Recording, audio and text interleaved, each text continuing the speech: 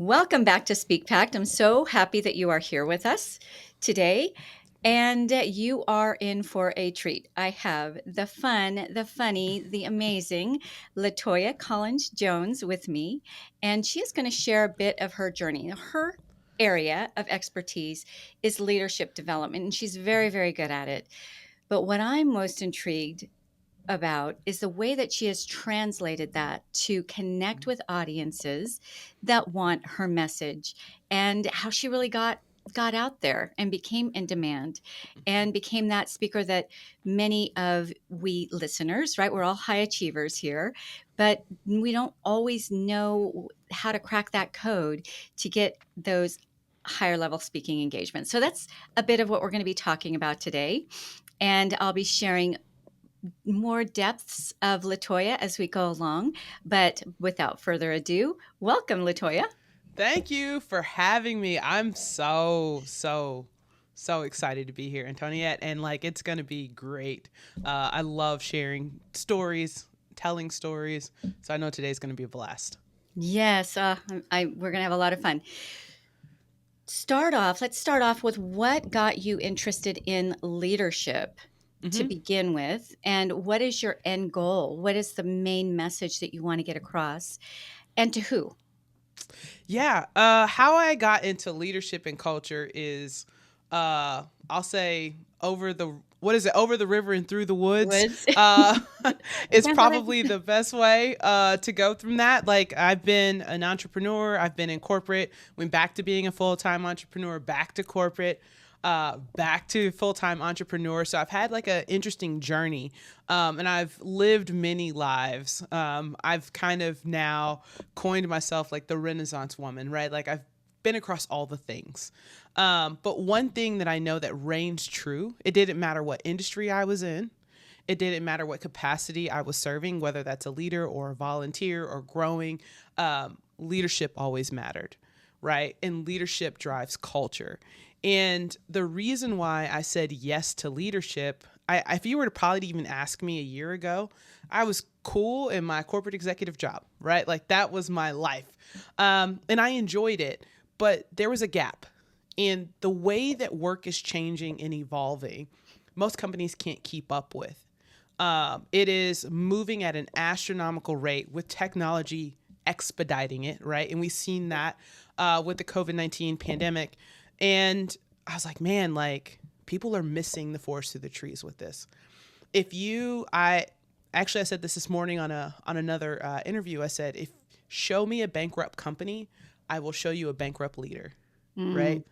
Because that's really where it is. Leadership permeates through every single aspect of our lives, whether we want to believe it or not. Find somebody who's disgruntled, like they probably possibly don't have a great leader. It leaks into every part of our lives, right? And I've been on both sides. I've had a not so great leader and I've had a great leader. And it changes how you show up when you get home from work, right? How you right. drive home. Like do you have the energy to hang out with your friends? Like it leadership impacts more than 9 to 5. And that's Hmm. why I'm so passionate about it. And when you wake up in the morning, do you, I got Yeah. to go there? Or, Yep. great, yeah, I've got another day of some good stuff. Love Absolutely. that. So, what differentiates culture hmm versus high performing culture, which is your specialty? Yeah. So I kind of think of this way. High performance culture is intentional. You have a culture, whether you want one or not. I like to believe that culture, you build your culture due to microtransactions day to day. Like a lot of people think that you can slap a vision statement and a mission statement on a website and that magically becomes your culture.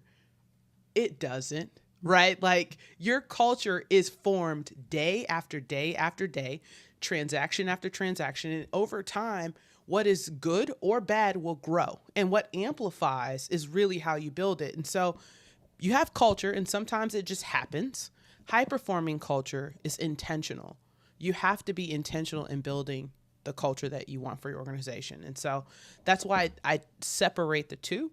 I also believe high performance culture starts at leadership. I don't start with the people, I start with the leaders. And I think Mm. that that's really important. Ah, Love that. Okay, so you developed Mm-hmm. these strategies Mm-hmm. and this approach Mm-hmm. through working in corporations with Yeah. good leaders and not so good leaders, and Yep. then actually having to become your own leader, right, as an Yep. entrepreneur.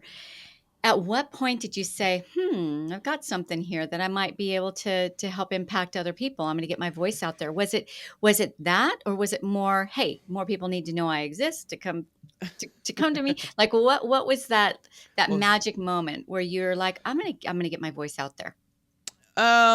I think it actually, honestly, I think part of it started when I was in corporate, because I started to become in demand internally, right?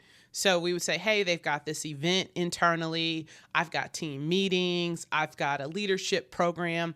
And so I started to get requested internally a ton, because I was an exec. But I didn't show up probably as most executives did, because I worked for a very large tech company. And as a result of that, like, I just showed up as me. And I think that it started to provide a little bit of fresh air, and I became more in demand that way.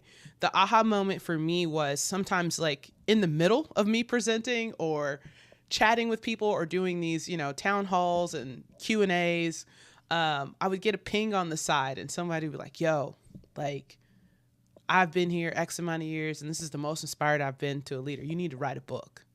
Right. And I'd be like, whoa, not there yet. But that's kind of where it started. And the more that I did it, the more I built my confidence around sharing what I had. And I think it's not mine. It's not mine to have, it's mine to give. And I think that it's a gift. And that is kind of where I think for me the mindset shifted. That's beautiful. It's not mine to have, it's mine to give. And that really translates when you're on stage Mm-hmm. and you're sharing your message. It's not my message to have, it's my message to give. Mm-hmm. And if you could just make that little bit of switch where it's not about you and all the things that you have to offer and all the things that you can impart in your gloriousness, right? It's about the person sitting in the audience Absolutely. waiting for that one little piece that they're missing, Mm-hmm. right? And that can make all the difference for them, 100%. if and they can feel it. I love this line of yours because I see that you've done this in your profession, and I can only imagine you do this on the stage. And if more people did this, what is a talk? It's communicating, it's Yep. connecting. And Yep. if you're not connecting, you're really just kind of wasting everybody's time, your Of time course. and their time. So one thing that you say is you talk about your commitment to authenticity. Mm-hmm. How has that influenced your approach to leadership? Like, where's the connection there? And then go a step Yeah. further. How does that translate when you're communicating that from a stage? Yeah. I think my authenticity has been my superpower, right? I think it's one of the reasons why I started to become more in demand, internally, like, and even kind of just pulling back a second from one of the things that you said, where it's not about me, it's about them. Typically, I would go into a talk and they say I have an hour. I said, I'm not talking more than 25 minutes. I'm going to do 35 minutes of Q&A. Ah, Be- I don't make the assumption that I know what they want to hear. And so when I do that, yeah, sometimes there are times where I got to do the commercial, right? So that was part of the corporate spiel, right? I got to come in, I've got to do the pieces of the commercial. I'm going to give it to them in a way that's authentic to me, but then I'm going to wait and I'm going to let them ask me questions. And every single time, that way I knew. Now, how does this translate over into authenticity and into leadership? I think, I think there's a couple of things. As we look at four generations in the workforce, right? You've got boomers, Xers, millennials, Gen Zers. Millennials and Gen Zers, most of us know either the rising of technology or only technology, which means we've seen and know and understand that a lot of what we see is out there, right? And we know and understand their highlight reels. And what I have found is, especially in leadership, is this up and coming workforce, or those who are rising, are looking for authenticity. they absolutely know when you're reading. Absolutely.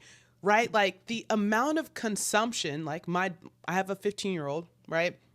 The amount of consumption, and even myself, that I consume in video format, right? Whether that's YouTube, a lot of YouTube, right? I consume a lot of content YouTube, almost half and half to what I do with TV. I know when somebody's reading. And so you lose and disconnect from the audience. And so how I started doing is I just showed up as myself. I don't code switch.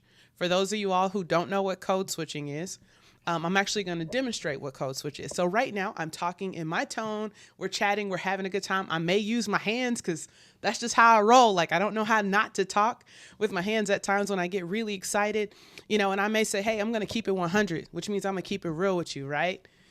And so this is actually how I talk. But when people code switch, I may go in and I may say, okay, so right now, what I really want to tell you is the real part about leadership, right? And so the words I use, the vernacular that I use, I start translating in my head too much. And so sometimes it's easier for me to give it to you how it naturally and authentically comes out and translate after the fact than for me to try to go in and morph into something I'm not. Because when I show up and I'm somebody I am actually not, that's who you expect. That's who you keep. If you and I were to engage with each other and you knew exactly who I was when you asked me to come on, right? If you saw something else different and then I came in and be like, yo, let me tell you what's up, right? You'd be like, whoa, that's not, but I am who I, right? And so Yeah. I think that becomes a big piece of it. I've learned over time to elevate my authenticity. That's one of the things I've learned from my coaches because I was like, yo, I'm not wearing a business suit. Right. She was like, okay, cool. You can still wear your kicks. I love sneakers. Right. She's like, still wear your kicks, but learn how to elevate your look, throw on a blazer. Right. So it's little things that I've kind of evolved over time and grown in my authenticity. But I am my best self and I give my audience my best self when I'm leaning into who I am. That is so key. I really want our people who are here with us to really get that. I definitely don't want to gloss over that because I think so often we try to fit the role, Mm-hmm. and that's the last thing the public wants, right? 100%. Especially after everything that we all went through together as a global A community. 100%. We want real. Yes. And one of the things that I train my speakers right up front, and it's always like this massive rhema, right? This massive revelation. And to me, it's just so basic, but we're so conditioned to fit into Mm-hmm. whatever mold we feel like we're walking into. A So hundred let's say percent. somebody has a strong accent. There's Mm-hmm. this one amazing, incredible speaker that I've had the amazing pleasure to work with, and she had something happen to her throat. So Mm-hmm. she's a big, beautiful woman of color, and she's just dynamic and amazing. But she has this thing that happened to her throat that makes her sound very almost masculine, Mm-hmm. and she's been accused of not being a woman, and she's all woman Yeah. and all the things. And so I said to her, face the elephant in the room. You go out Yep. there, you be you, and you say, and Yep. I bet some of you are thinking I'm a man, aren't you? I love it, And just right? face it right on instead of Yep. trying to apologize for it or hide it. There's an Asian woman that I've had the pleasure to work with, and she was always so self-conscious that her English wasn't perfect. And I said, that's Mm-hmm. beautiful. Like that is you. Work because she did Asian medicine. So why would I want an American telling me about Asian medicine, right? Use it. Right. Right. Use it. So I love that. So code switching, everybody write that one down and understand that people want you. Like Mm-hmm. Latoya has a message, Antoniette has a message, you have a message. I cannot deliver Latoya's message because Yep. it's all her. I can say the Yep. same exact words and they're not going to translate the way that she's going to bring them across. Own you Yep. because it's part of your brand and it's part of your message. No excuses, and actually do it bigger, right? Yeah. If I don't know, if you've got a scar on your face or whatever, make it a part of your brand. Yep. There's a there one last story, and then I want to get No, back you're to good. You're good. You good. I love it. there's a man that I get to represent, and he was a high level executive for many years. Hated it. Walked away, picked up a paintbrush, and started painting houses. He had never painted a house in his life. Whoa, that's different. So I've encouraged him to actually wear, at least come out on the stage with a painted up blazer or whatever, and just play with it. And Yeah, actually, his whole brand is now centered around. He's a change management expert, and painting your life, being the artist of yeah, your own life. So work your uniqueness yeah, into your brand. Do not try to hide it, because then we're all vanilla. Vanilla is not yeah. so Like exciting. I'll translate it for you if we got any. Embrace your swag. That's what we say, Ooh, right? embrace your swag. Right? Like there, only you can be you, right? And that's each of our life experiences. And even when you were talking, it made me think about my 15-year-old daughter. I can tell her something. My best friend will tell her the same thing, and all of a sudden it's an epiphany, and I'm like, oh my god, I've said this like 12 times, right? So it is sometimes it's the message and sometimes it's the messenger, Yeah. and realizing we may be the messenger to that one person, like, and that's the other thing that I try to make sure I remember is like, I don't care if it's one. If I walk into a room and I'm one person shows up, I'm going to give that one person the same amount that I would give 5,000. Mm, It doesn't matter. Like, because love even it. in a room of 5,000, I recognize I may not be the messenger or have the message for all 5,000 people, but I could have it for one. And I believe that there's power in understanding So that's a perfect bridge to my next question, then, Latoya. So you're a high level professional. You're doing that. your thing. How, and then you decide you want to get your voice out there. You want to get your message out there. Possibly you attract some more Hmm. clients. Whatever your reasonings were. Uh-huh. How'd you get those first few stages when nobody really knew you quite yet? Do it afraid. Do it afraid. I think do it afraid. It's been a very interesting journey because when I worked for such a large company with such a very large brand that is recognizable, if you find me on LinkedIn, you'll know what company I'm talking about. And so it became very easy to rely on the brand because I was attached to the brand, Mm. right? And then I was like, oh no, like I don't have this engine behind me. I like, like maybe just a smidge of my identity had gotten wrapped into being like a corporate exec at this level with a company that's, Fortune 100 company. So I have learned and am still learning to show up afraid, right? Like, I do these lives every Tuesday, AMA with LCJ. And on a good day, I'm crushing it. I got people talking. On another day, I know I see people watching live, but it is crickets in that bad boy. Like they're just not engaging. I know they're watching. They're just lurking, right? Um, and I still have to do it and I still have to deliver. And I think over time, you put the repetitions in, it's going to pay off. And then my goal every single time I show up is kind of James Clear, 1% better, Ah, I love right? him. Hmm. Right? Like, how can I get 1% better from last week to this week? How can I prep the show to get 1% better from week over week? And I show up when I feel like it. I show up when I don't feel like it. And I show up even if I'm afraid. Right. Mm. And I think that to me has really helped a ton.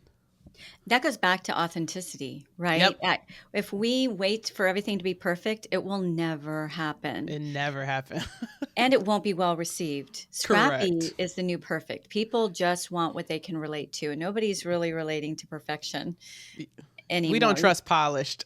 No, you see even some of the big influencers now who Yep. have the deepest pockets for the most polished Yep. promotions, and it looks like they pulled out their cell phone and and it's by design They because they're absolutely did. seeing it, right? They're seeing Yep. it. So tell me how you weave, because you're masterful at storytelling. Thank you. Did that come naturally, or was that a skill that you developed, or a little bit of both? I think it's a little bit of both. The funny true story. I just to get a little bit about. So I'm Southern, right? So like born in Texas, but I was raised. My dad was in the Marine Corps, raised in the Bible Belt, right? So like Kansas City, Oklahoma City. We landed in New Orleans. And so when I was younger, like they used to like our church used to have to do Easter speeches. And I hated these things. And like what was so crazy is it didn't matter if we were at our home church in Oklahoma City or we knew we were going to Easter in East, like spending Easter with my grandma in East Texas. She would mail us our Easter speeches. And then like me and my sister would be like on the 8-hour trip, like from either Kansas City or Oklahoma, wherever we were, trying to memorize our Easter speeches. And I hated it. I hated public speaking, real talk. But what shifted for me and how I learned storytelling, I think there's two things. One, my dad is my mentor. He's my hero. And he's an amazing teacher. And so he always, sometimes would teach in analogies, right? Like he would tell these stories or give examples. And so I think some of it I just naturally learned from him, right? Like, which is just like, as he's breaking down certain things because he's, he was a Marine and he trained Marines, and so a lot of that came, I think, naturally from my dad. I think over time, I am a student of the craft. So when I talked about watching YouTube a lot of it is I learn all these different ways of storytelling, right? So like I've watched Casey Neistat, Peter McKinnon. I watch, Cal Newton, he just gets up there and just talks like he's just on a podcast, just delivering information, right? And so I study all these different storytellers.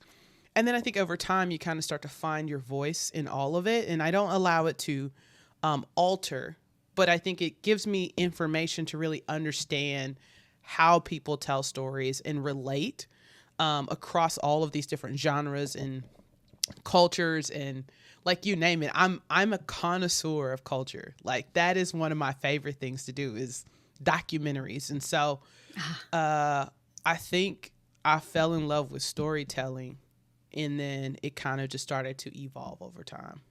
Yeah, that's a really good point, right? It's people get so literal when they want to try to check off all the boxes. Like Mm-hmm. I'm being diversified, I'm being inclusive, whatever Yep. whatever it might be. But really, a story busts past all of those barriers, right? It If I were does. to share with you some of my journey and connect with you heart to heart, Mm-hmm. doesn't matter that I was born in LA and not in the South, right? And Yeah. and that I grew up in an entirely different culture. We're connecting heart to heart, and that's Yep. something that you've really perfected. And I love the fact that it wasn't just something you were born with.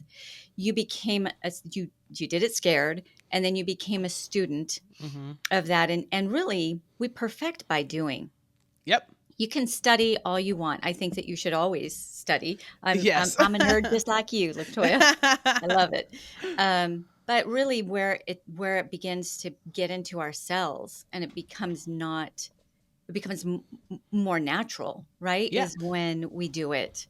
So I love that you said do it scared, and I love that you did it scared, because now think about the lives that you impact Oh, that would never get touched in the way that you touch them through these I will. experiences that they get I to will have. say two things because as you were talking, it made me think about something. So one is I used to get in trouble in school for talking too much all the time, right? Like, and I think for a long time, me getting in trouble for talking too much, I thought talking was like too much was a bad thing, right? It just like I was the literally name. My mom will tell you like kindergarten probably through fifth grade, my name was on the board every day, and it was likely because I was talking too much. That's kind of what it is. So I've always been a talker, but I think the second piece of that puzzle was, when you're a corporate executive in a tech company doing diversity and inclusion work, I have to find a way to walk into a room and compel people to really understand and examine their hearts and how they function as an organization.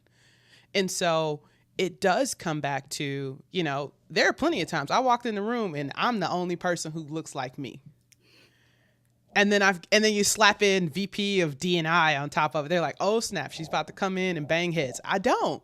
I come in and like we just have really honest, candid, open conversations. I talk more about culture. I talk more about leadership because if you're a good leader and you're building a great culture, I don't have to talk to you about diversity and inclusion. Mm, Because you know that in order to build a great team, you've got to have diverse. You got to have a diverse team. You've got to right. be inclusive of ideas in order to be innovative and like win, right? So I think that also really forced me. I don't say it forced me. It helped me hone that skill in a little bit tighter. Ah, so, so good. Okay. When you had your first major door open to you for a speaking engagement that was outside of the corporation, this was Yep. just Latoya. Yep. How did you get that? Did they come to you, or did you knock on a bunch of doors? How'd you get that first door to open for you? I typically so there's a couple of doors I say like actually I'm a twofold, okay? Cuz it's both ways. Um for a long time, I'm going to use like my church analogy first, and then I'm going to use like a real analogy because I think they're both really good. For prior to COVID, 4 to 5 years, I served behind the camera. I was the tech person of my Hmm. church. Like all things technical, the screens, the everything you could possibly think of behind the scenes, I led that team as a lead volunteer. I was a lead at the church. That's what I did. COVID hits. I also have a baby, so like I'm out like almost an entire 2 years. And then I come back and they're like, "Hey, we actually want to try you in front of the camera." Cuz I was doing like announcements. Sometimes if we didn't have somebody to do announcements, I would hop in front of the camera, record the announcements cuz when we were doing them video. And they're like, "Hey, we actually want to try you here." And I think the more I did that, they were like, "Oh, man, you're really good." And then I went from, hosting to doing transitions at church to like I typically teach our kids once a month. I go in and I do the message there. And so I think sometimes it was just being in the right place at the right time and showing and understanding. I probably am a live producer's dream because I know what it's like to be on the other side, right? If we go to the professional world, I think a lot of times I said yes. It didn't matter what I did. Like somebody say, "Hey, we really want you to come here." I would just say yes. Out in the community, right? Like, "Oh, well, like we can't pay you." I was like, "All right, cool." Like, yes. And so I just started saying yes as much as possible. And I think over time that's really kind of how and sometimes that first yes did come through me being attached to the company, but then the more I kind of made a name for myself, it became attached to me. And that's kind of how I think a lot of it went through. I was like, "Wait, you want me?" Like I was like, "Yo," because like sometimes you have to I had to disclaim like, "Look, I will show up, but I can't show up under this umbrella of the company I'm working for. I've got to show up as like me. You do know that, right?" Like I had to like a little bit imposter showed up, right? Like you do know that I'm showing up as me, not as like said executive of the person. They'd be like, "No, yeah, that's exactly what we want." I was like, "All right, cool. Now we're in business." And so I think it started saying I just started saying yes to everything. Almost if it made sense, I just said yes. And that's how I kind of started. Brilliant, because I so many speakers that I come across, especially when they get a little big for their britches. Um, if it's not a paid talk, I'm not going to do it. And Hmm. my philosophy is every talk is a paid talk done right. Every talk is a paid talk. Yes, it pays in so many different dividends, but always monetary as well, done Yep. right. So Yep. the host may give me a $15,000 check. Awesome. That's Yep. great. But the audience, especially if I attracted them in the right way, and the ones who've been laying awake at night waiting for my solutions, hitch themselves to me, go to those next levels, Yep.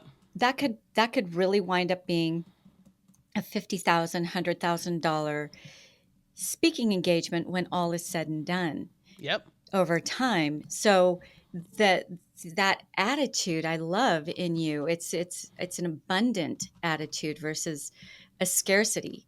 Yeah, I attitude. mean, Mhm. everybody had like I think I heard I was watching something. I think Gary V's like speaking thing. Like I think his rider's like $500,000. It's ridiculous, right? But he didn't start there, Right. right? And so I treat every opportunity as if it is a $500,000, Ah, love because it. if you don't know, you just don't know. And I think, you know, if they can't pay me, I consider it a service until those who can do, right? Mm, And so it kind of it'll pay off one way or another is really my mindset about it.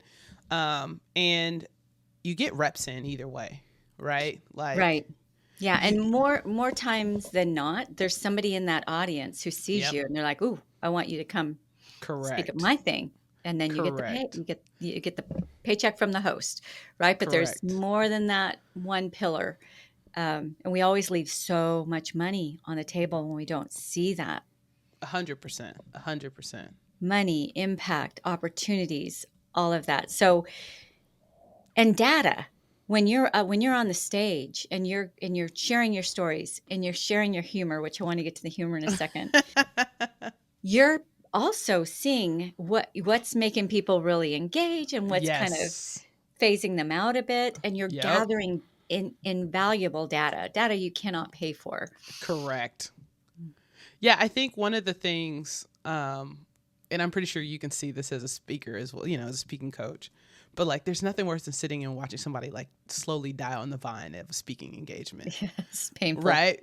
Right? Like it's hard to watch because you're like, yo, these are all the data points. This is not going well. People are not laughing at your jokes, right? And they don't know how to pivot because they haven't put enough reps in, right? Or they're stuck, right? And so I do think, you know, a lot of that does kind of help over time for sure. I like the way you said reps. So reps meaning it's a muscle. Yeah, you got to put them in. Like there are times my jokes land. Sometimes they do, sometimes they don't. It's cool. It's hit or miss. But as I've gotten better, I've learned to read the room exceptionally well.